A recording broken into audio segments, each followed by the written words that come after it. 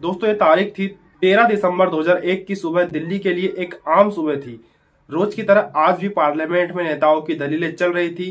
तमाम journalist parliament के बाहर खड़े होकर देश में चल रहे मुद्दों को डिस्कस कर रहे थे। पार्लियामेंट की सिक्योरिटी भी ठंड में तेज धूप का मजा ले रही थी। हर चीज रोज की तरह नॉर्मल चल रही थी।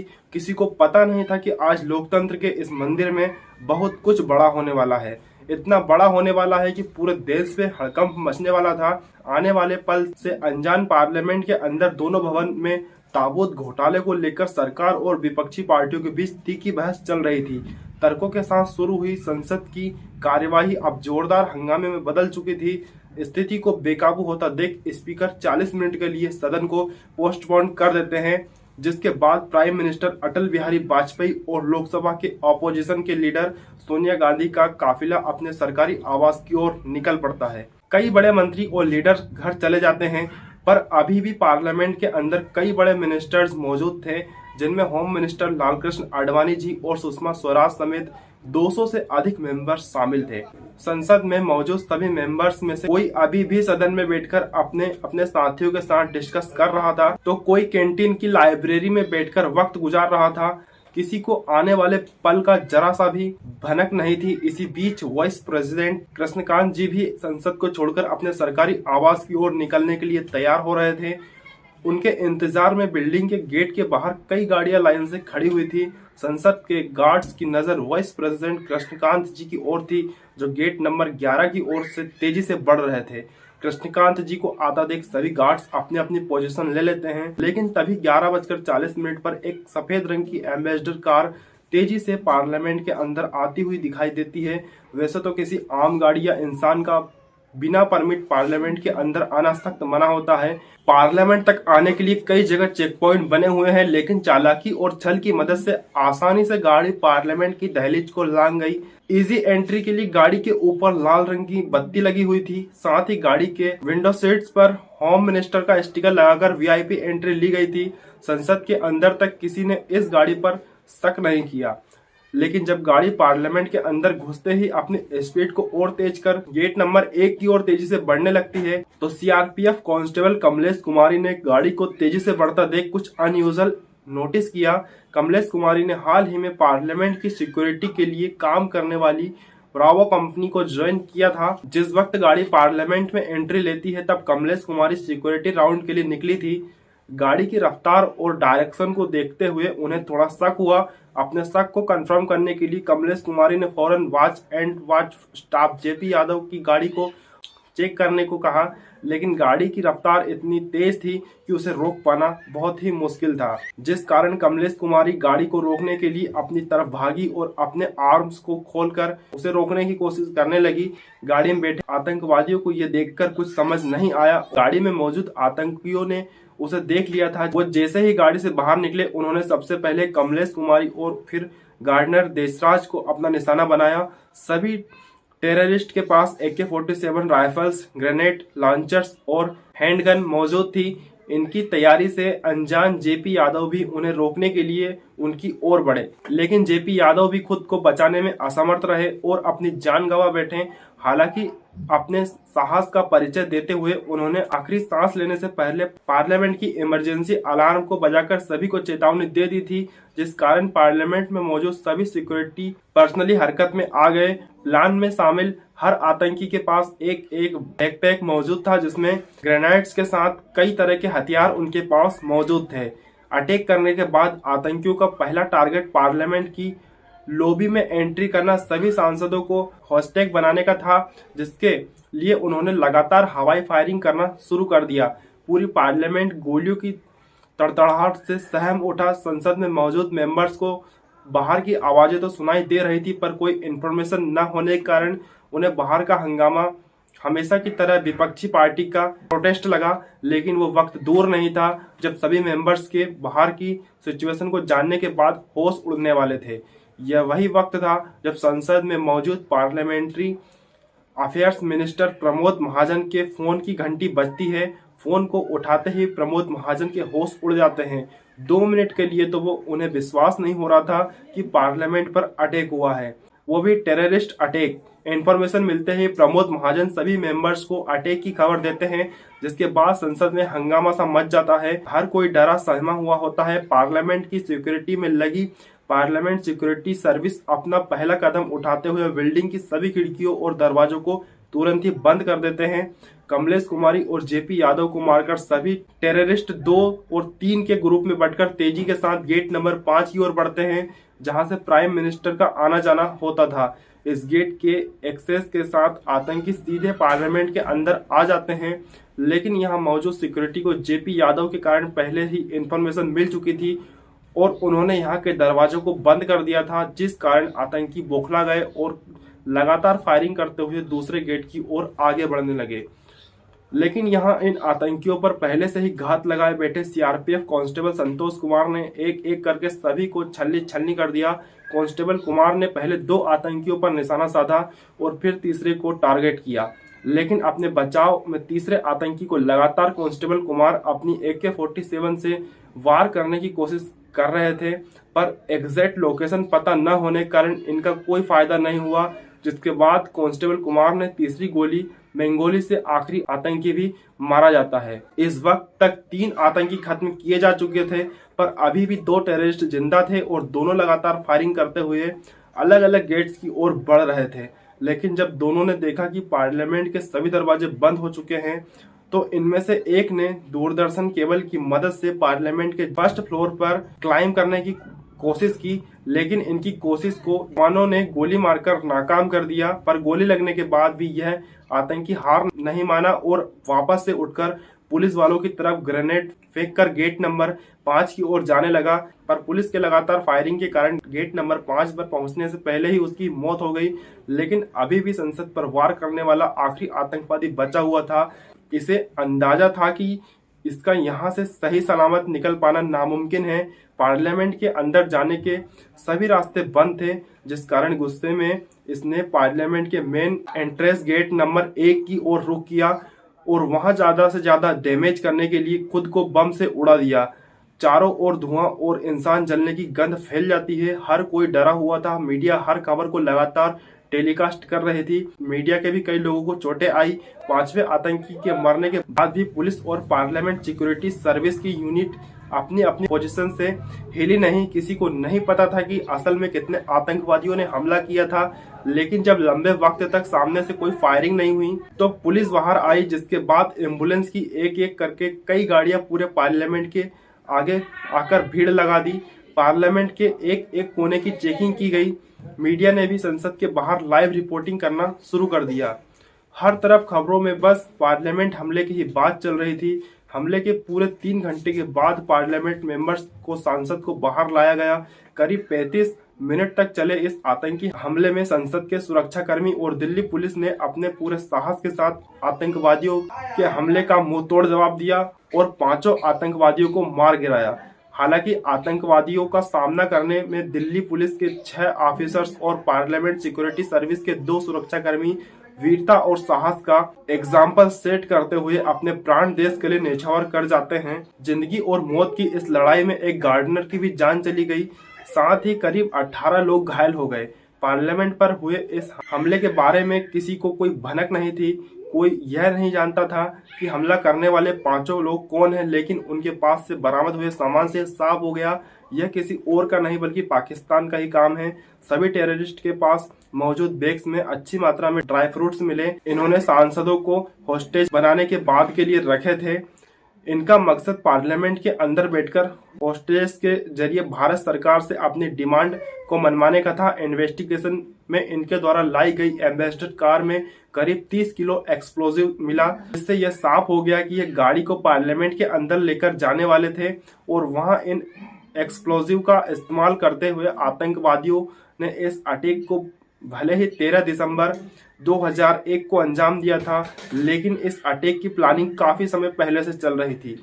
दरअसल 24 दिसंबर 1999 को इंडियन एयरलाइंस फ्लाइट 814 को आतंकवादियों ने हाईजैक कर लिया था, जिसके बाद प्लेन को दिल्ली की जगह अफगानिस्तान ले जाया गया। यहां आतंकवादियों ने भारत सरकार से नेगोशिएशन किया और आखिरी में होस्टेज को छुड़वाने के लिए भारत सरकार को 3 टेररिस्ट को रिलीज करना पड़ा। रिलीज किए गए 3 टेररिस्ट में एक मौलाना मसूद अजहर भी शामिल था। भारत की जेल से रिहा होने के बाद जिहादिस्ट टेररिस्ट ग्रुप जैश-ए-मोहम्मद को बनाता है और भारत पर अटैक करने की प्लानिंग शुरू कर देता है। उसे कैसे भी करके भारत सरकार से बदला लेना था और इस बदले की आग में अजहर ने लोकतंत्र के मंदिर पार्लियामेंट पर अटैक करने का प्लान बनाया। हालांकि प्लान को बनाने के लिए सबसे पहले अजहर को कुछ लड़कों की जरूरत थी जो उसके नापाक इरादों को पूरा करने के काम आने वाले थे। अजहर कश्मीर के कुछ ऐसे लोगों की तलाश में था जो उसके इस मंसूबे को पूरा कर सके। अजहर ने इस मिलिट्रेट ग्रुप को तैयार करने के लिए इंडियन एयरलाइंस फ्लाइट 814 के हाईजैक में से एक मोहम्मद अलियास सनी अहमद काजी की मदद ली। अहमद काजी के साथ मिलकर 5 लड़कों का एक ग्रुप तैयार किया गया। ग्रुप में वह सभी लोग थे जो अजहर के मकसद को पूरा करने के लिए अपनी जान भी दे सकते थे।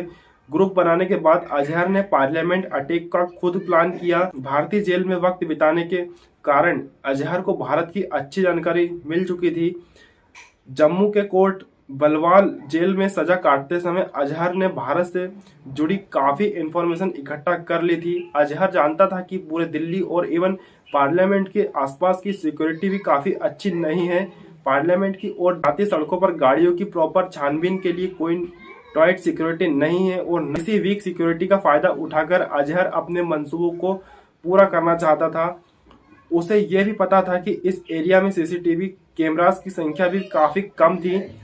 इन्हीं सब बातों को ध्यान में रखकर अजहर ने अपनी टीम को पूरा प्लान समझाया। पार्लियामेंट के मेन गेट को राइट साइड से जाकर इजीली एक्सेस किया जा सकता था, लेकिन यहां तक पहुंचना इतना भी आसान नहीं था, जिस कारण पैदल जाने की जगह गाड़ी के इस्तेमाल को प्रायोरिटी दी गई। प्लान के हिसाब से सभी आतंकियों ने गेट नंबर 1 के पास आकर मूविंग कार से जंप करना था और कार में ग्रेनेड फेंकना था, जिससे मूविंग कार गेट नंबर 12 पर पहुंचकर ब्लास्ट हो जाए, जिससे पार्लियामेंट की पूरी सिक्योरिटी गेट नंबर 12 की ओर भागेगी और इस बीच सभी टेररिस्ट गेट नंबर 1 से पार्लियामेंट के सेंट्रल हॉल में घुस जाएंगे और सभी एमपीज को होस्टेजेस बनाकर मसूद अजहर को कॉल करके इंफॉर्मेशन करेंगे, जिसके बाद अजहर एमपीज के बदले सरकार से अपनी मनमानी ख्वाहिशें पूरी करवाएगा। बस इसी प्लान को एग्जीक्यूट करने के लिए मसूद अजहर ने गाजी बाबा के नाम के एक पाकिस्तानी नेशनल से कांटेक्ट किया जो पहलगांव कश्मीर में अंडरकवर होकर रह रहा था, लेकिन अंडरकवर रहने के कारण गाजी बाबा खुद आतंकवादियों को दिल्ली तक पहुंचा नहीं सकता था। इसलिए उसने अफजल गुरु से मदद ली। Afzal Guru Jammu and Kashmir liberation front JKLF का एक फार्मर मिलिटेंट था। एक समय पर अफजल गुरु भी आतंकवाद का हिस्सा था, लेकिन टेररिज्म को छोड़ने के बाद अफजल मेडिकल इक्विपमेंट्स की सेलिंग में एक कमीशन एजेंट के रूप में काम करने लगा। गाजी बाबा जानता था कि अफजल गुरु आराम से फिदाइन स्क्वाड को दिल्ली तक पहुंचा सकता है। शुरुआत में अफजल ने गाजी के काम को रोकने से मना कर दिया, लेकिन पैसा ज्यादा ऑफर करने पर अफजल का मन फिसल गया और वो इस टास्क को कंप्लीट करने के लिए राजी हो गया। इसके बाद अफजल ने सबसे पहले 5 मेंबर फिदाइन स्क्वाड को 2 ग्रुप में बांटकर दिल्ली के अलग अलग लोकेशंस पर छिपकर रहने के लिए जगह दे दी। उसके बाद दिल्ली के एक लोकल कंप्यूटर ट्रेनिंग सेंटर में सभी के लिए फेक आइडेंटिटी कार्ड्स बनवाए गए। अब प्लान्स को एग्जीक्यूट करने के लिए उन्हें एक गाड़ी की जरूरत थी, जिस कारण सभी ने करोल बाग जाकर वहां से एक व्हाइट एम्बेसडर कार को खरीद लिया। अटैक से पहले कई दिनों तक सभी ने प्लानिंग की और अटैक से एक हफ्ता पहले सभी दिल्ली के होलसेल स्पाइट मार्केट बाउली को विजिट करते हैं। अफजल ने यहाँ से काफी मात्रा में ड्राई फ्रूट्स खरीदे, जिनका इस्तेमाल हॉस्टेज की सिचुएशन में किया जाना था। इसके बाद सभी ने ब्लैक मार्केट में कई केमिकल्स भी परचेज किए, जिसके इस्तेमाल से एक्सप्लोजिव्स बनाए जा सकते थे। पूरी प्रिपरेशन खत्म होने के बाद सभी अपना आखिरी मील लेने के लिए ओल्ड दिल्ली के एक फेमस रेस्टोरेंट को विजिट करते हैं, जहां सभी पेट भर कर मटन और कबाब खाते हैं। अफजल सभी को जितना मन करे उतना खाने को कहता है। बस इसी दिन के बाद सभी अपनी मौतों को दावत देने के लिए 13 दिसंबर को फुल प्रिपरेशन के साथ पार्लियामेंट पर अटैक करने के लिए निकल जाते हैं। पर अफसोस, संसद को तबाह करने का इनका मकसद केवल मकसद ही बनकर रह जाता है। अटैक के बाद जहां एक तरफ पुलिस की इन्वेस्टिगेशन चल रही थी, लोग अरेस्ट हो रहे थे, वहीं दूसरी तरफ भारत सरकार ईंट का जवाब पत्थर से देने के लिए तैयार हो रही थी। अपने देश पर ऐसा हमला देखकर भारत आखिर कैसे चुप बैठ सकता था। अटैक के कुछ समय बाद ही अटल बिहारी वाजपेयी लाइव आकर इस बात का अनाउंसमेंट करते हैं कि भारत के लिए आतंकवाद एक बड़ी चुनौती है और अगर दुश्मन हम पर वार करता है तो हम भी जवाब देने के लिए पूर्ण रूप से तैयार है। संसद भवन के बाहर आतंकवादियों की पड़ी हुई लाशें हैं। उनका पाकिस्तानी होने का सत्य ने पहले भी कहा था और फिर दोहरा रहे हैं कि आतंकवाद का खात्मा हम अपने बल पर करेंगे। पीएम की शॉर्ट स्पीच के साथ ही होम मिनिस्टर एल.के. आडवाणी ने भी साफ शब्दों में कहा था कि भारतीय संसद को चोट पहुंचाने का काम पाकिस्तानी टेररिस्ट ऑर्गेनाइजेशन लश्कर-ए-तैयब और जैश-ए-मोहम्मद ने एक साथ मिलकर किया है और यह ऑपरेशन पाकिस्तान की आईएसआई के गाइडेंस में किया गया है। अटैक करने वाले पांचों टेररिस्ट पाकिस्तान के रहने वाले हैं। भारत इस अटैक को हल्के में नहीं लेगा और दुश्मन को मुंह तोड़ जवाब दिया जाएगा। इसके बाद जल्द ही इंडियन आर्मी को पाकिस्तान की सीमा की ओर मोबिलाइज किया जाने लगा और अटैक के 2 दिनों के बाद ही भारत ने 15 दिसंबर 2002 को एक ऑपरेशन पराक्रम लॉन्च कर दिया। भारतीय सेना ने ballistic missile, tank, mortar, artillery और 5 लाख से अधिक सैनिकों को पाकिस्तानी सीमा पर तैनात कर दिया। पूरी दुनिया में न्यूज फ्लैश होने लगी कि भारत पाकिस्तान पर अटैक करने वाला है। सभी देशों की भारत में एक एक कदम पर नजर थी। हर कोई भारत के अगले एक्शन का वेट कर रहा था। इस ऑपरेशन को लॉन्च करने के लिए भारत इतना सीरियस था कि 10 महीनों के लिए सभी आर्मी अफसरों और सैनिकों की छुट्टियां तक रद्द कर दी थी। भारत तैयार था, हालात नाजुक बने हुए थे। किसी भी वक्त भारतीय सेना एलओसी क्रॉस कर पाकिस्तान पर हमला कर सकती थी। लेकिन तभी कुछ ऐसा होता है जिसने पूरे ऑपरेशन की दिशा ही बदल कर रख दी। दरअसल इस बीच पाकिस्तानी प्रेसिडेंट जनरल परवेज मुशर्रफ का एक बयान सामने आता है जिसमें कहा जाता है कि पाकिस्तान अपनी ओर से आतंकी गतिविधियों को बढ़ावा नहीं देगा। परवेज मुशर्रफ के स्टेटमेंट के साथ ही पाकिस्तान में 6 टेररिस्ट ऑर्गेनाइजेशन को बैन कर दिया जाता है। दरअसल परवेज मुशर्रफ ने इस तरह का बयान सिर्फ इसलिए दिया था जिससे इंटरनेशनली भारत पर प्रेशर पड़े और वो वार को रोक दे। बयान से ऐसा लगा जैसे भारत से वार नहीं बल्कि दोस्ती करना चाहता है, लेकिन आने वाले सालों में यह बात गलत साबित हुई। मुशर्रफ के स्टेटमेंट के बाद भारत पर वार को रोकने का प्रेशर बना हुआ था, जिस कारण वार की पूरी तैयारी होने के बाद भी पाकिस्तान की सोची समझी चाल के कारण भारत को वार रोकना पड़ा। जिसके बाद अटल बिहारी वाजपेयी ने एक स्टेटमेंट रिलीज करते हुए वार पर क्लैरिटी देते हुए कहा कि भारत पाकिस्तान पर कोई अटैक नहीं करेगा। पीएम के स्टेटमेंट के साथ ही सेना को अपना कदम रोकना पड़ा और फाइनली अक्टूबर 2002 में भारत की ओर से ऑपरेशन पराक्रम की समाप्ति की घोषणा की गई। इस ऑपरेशन के जरिए पाकिस्तान को इतना तो समझ में आ गया था कि भारत आतंकवाद को न शरण देता है और न सहारा देता है, फिर चाहे उसके लिए जंग क्यों न करनी पड़े। भारत ने पाकिस्तान पर अटैक तो नहीं किया, लेकिन भारत के लिए पार्लियामेंट अटैक में जिम्मेदार हर एक मुजरिम को सजा देना जरूरी था। भारत के पार्लियामेंट पर अटैक की पूरी खबर दुनिया में आग की तरह फैल चुकी थी। हमला बड़ा था, इसलिए इन्वेस्टिगेशन भी बड़े लेवल पर शुरू की गई। दिल्ली पुलिस इस घटना की डिटेल इन्वेस्टिगेशन शुरू करती है। सबसे पहले पार्लियामेंट में हर एक एरिया को एग्जामिन किया जाता है। उसके बाद अटैक के लिए इस्तेमाल की गई कार के बारे में पता लगाया जाता है। कार के साथ प्रूफ के तौर पर पुलिस के पास आतंकवादियों के फोन भी मौजूद होते हैं, जिनमें पड़े सिम मोबाइल के लिए बेहद मददगार साबित होते हैं।